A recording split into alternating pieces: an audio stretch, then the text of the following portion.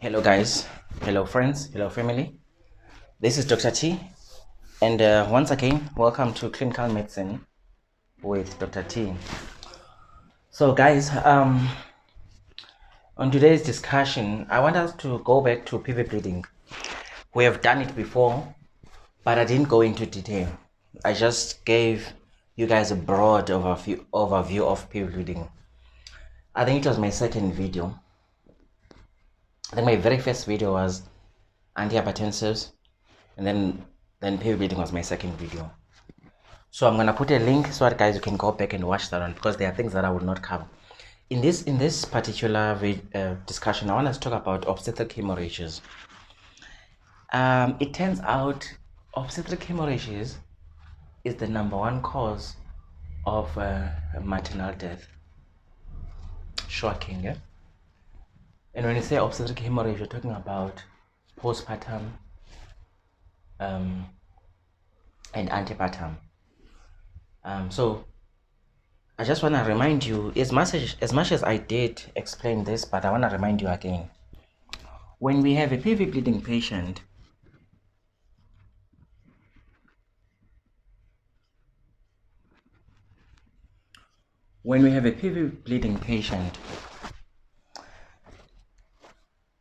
it doesn't,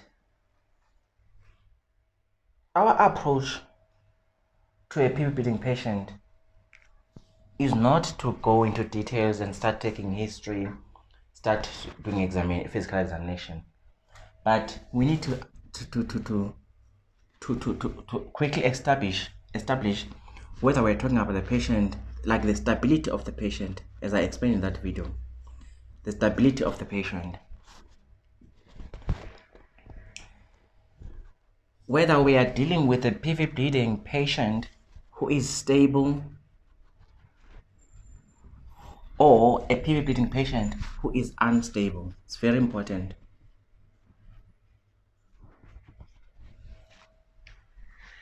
If you are in an exam or you are in a ward round and then a consultant or a senior asks you, what's your approach to a patient who's PV bleeding? Once you say, I'm going to start taking history, someone who's very strict will be on your case. So you need to say, it depends if the patient is stable or unstable. And don't wait for them to ask you, what do you mean stable or unstable? Because when they ask you, what do you mean, you'll be frightened and think that they want to sort of like, you'll be intimidated by the way they ask. So just say, it depends whether the patient is stable or unstable. And I will use my vital signs and the general appearance of the patient to decide if my patient is stable or unstable. So the things that we look at to decide if the patient is stable or unstable is the vital signs: your BP, your pulse, your RR, and GCS of the patient. So, and remember the issue of please guys, go and watch my video where I discuss shock. When you've got a patient who's got a normal blood pressure but a tachycardia, be worried, because the first vital sign that becomes abnormal in a patient who's losing in shock, let me say in shock, the first vital sign that goes abnormal is the pulse. So when you've got a PV bleeding patient who's got a pulse of 120, 130, 140, be worried and start resus. So the reason why you want to decide if the patient is stable or unstable is because you wanna resus the patient, right? Yes, whether they are pale and all of that, and then yeah, they will have a drop in sets, those kind of things, even anuric and that kind of a thing. So the plan here is to make sure that the reason why you wanna know about the stability is it's because you wanna initiate the resus promptly. You don't want to waste time with things that are not necessary and end up losing the patient. So whether the stability of the patient takes priority. When the patient now has been resuscitated, now you can come here and do history. But if a patient comes in, they are stable already, but they just have PV bleeding, you can go straight to history taking. Physical examination, do investigations, have your differentials, and that kind of a thing. It's okay. And like I explained on that video, that when you've got a PV bleeding patient, you need to understand, are you dealing with someone who is prepubertal or someone who is in their reproductive years? Reproductive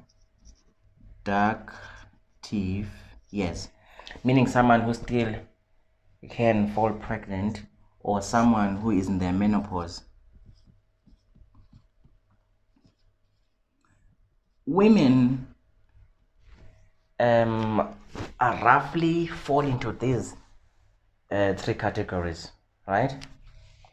There are those who haven't gone for their menses. Yes, they can have PV bleeding. There are those that have got a chance of being pregnant. Yes, they can have PV bleeding. Then there are those who has stopped going for their periods. They can have PV bleeding. The reason why it's important to do this is because the differentials for this category is different. So they are different, right? You don't want to start thinking about pregnancy on a PV bleeding 6-year-old, right? As much as, yeah, there are other complicated cases whereby you get a 10-year-old that is pregnant, you see. Yeah, so these are the categories. This is how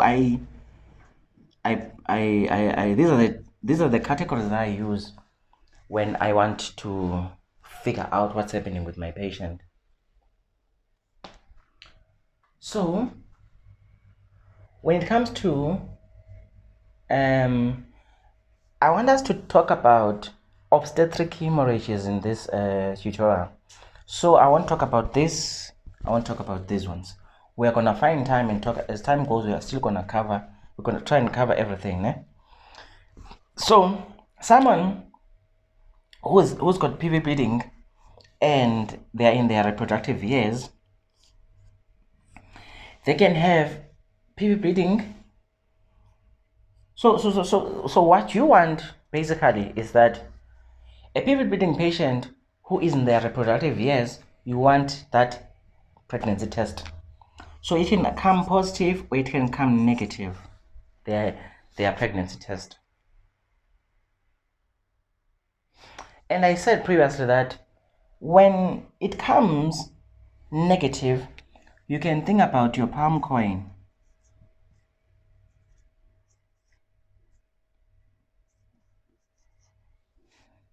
These are the causes of bleeding in a patient who's reproductive but has got a negative pregnancy test.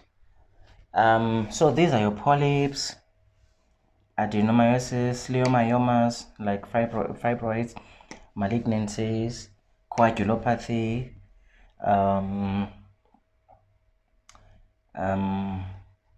I keep forgetting these, iatrogenic causes. Yeah, so it's a matter of, I'm not doing obstetric at this point, so I think I've got a right to forget these things. But when I'm in front of a patient, obviously, if you can Google palm coin, these things are gonna show up. Palm coin is well known. It's not an acronym that I came up with. It's well known. So our patient will fall. Will have one of these. Yeah? If your patient doesn't have any of these, then it means that's a specialist kind of a patient. In any case, okay, let's say now the pregnancy test is positive. If the pregnancy test is positive, the next thing that you want to determine is the weeks or the gestational age. The gestational age. If the weeks of this PV bleeding pregnant woman who's got a positive preg test is less than 22 weeks or 24 weeks, this is more than 24 weeks. There's still, you know, some articles they will say 22 weeks, some will say 24, but in this case I'll stick to 24. So if you've got this woman who's got PV bleeding, is in their reproductive years, they've got a pregnancy test, the next thing that you should determine is the weeks. If they've got PV bleeding and they are more than 24 weeks, then that's antepartum hemorrhage.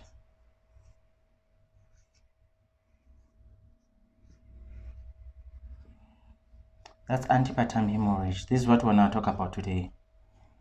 But the reason why I take it from the top is because, you know, if you want to understand when you study, use associations. Don't study antepartum hemorrhage and just go straight and study antepartum hemorrhage. Understand where antepartum hemorrhage fits in the broader context or in the bigger picture. Otherwise, it becomes difficult to remember stuff. So this is where we wanna go. So if you've got a PV bleeding patient, but is got a preg test that is positive and is less than 24 weeks, then this is where you can talk about your types of miscarriages here. Okay, we can talk about yes, we can talk about local causes of PV bleeding. We can talk about ectopic. We can talk about miscarriages.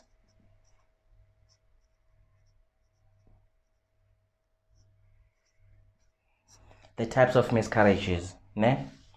Threatened, incomplete, complete, missed miscarriage, that type of a thing.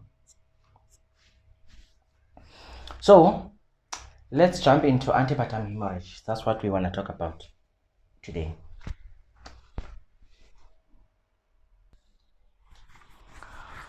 Okay, antepartum hemorrhage.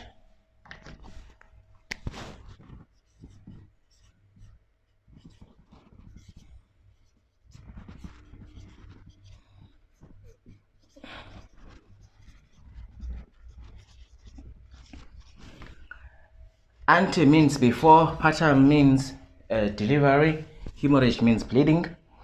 So it's bleeding before delivery. And by definition, this is PV bleeding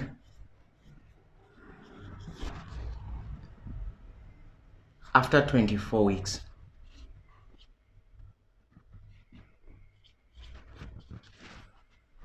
Gestation. Right? So, guys, majority there's like a lot of people that do not like definitions. But definitions, they help a lot. They help you with differentials.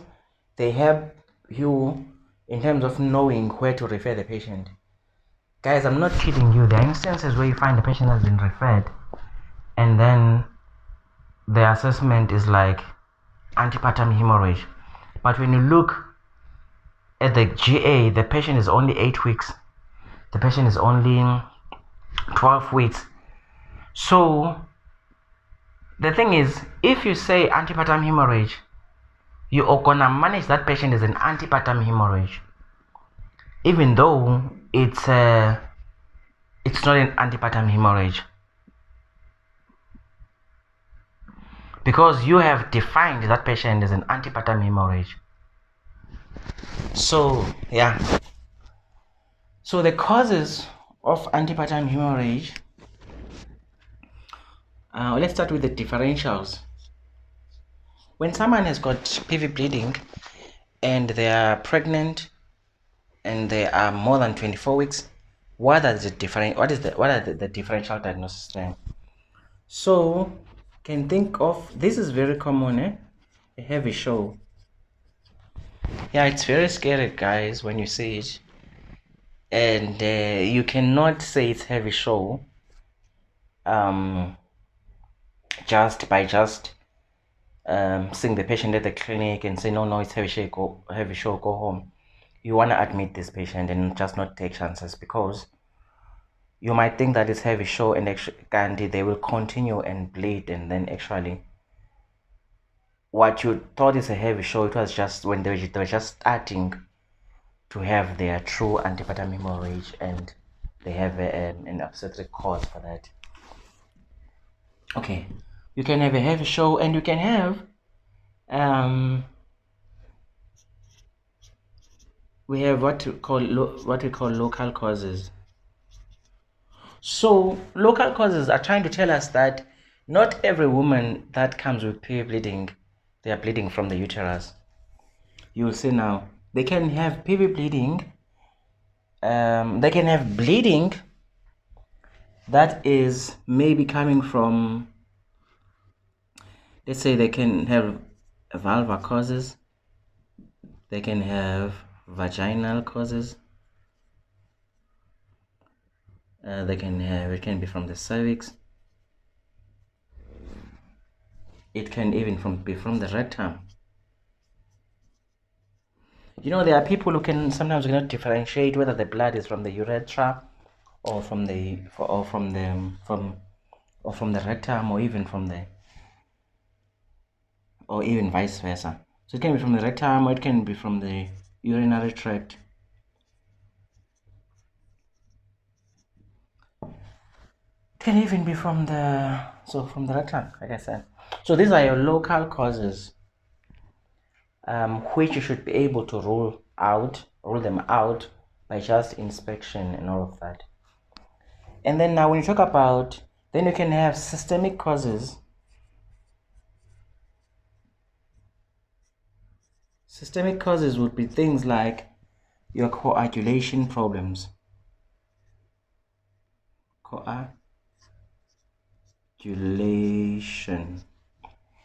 coagulopathies, whatever that they might be having there. And then now your true obstetric causes would be things like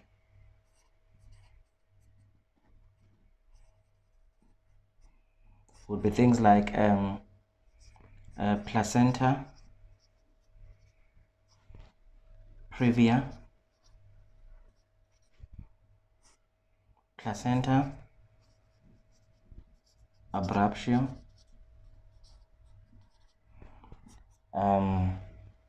vasa previa, and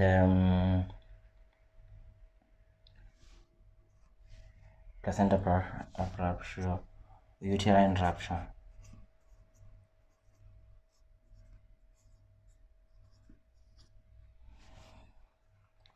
Right?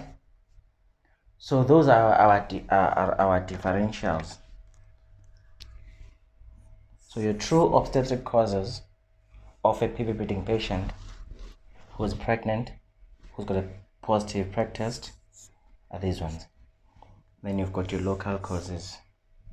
Then you can even have a heavy show as a differential. Right?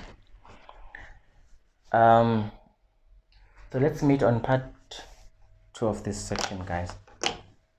Thank you for watching. Don't forget to subscribe.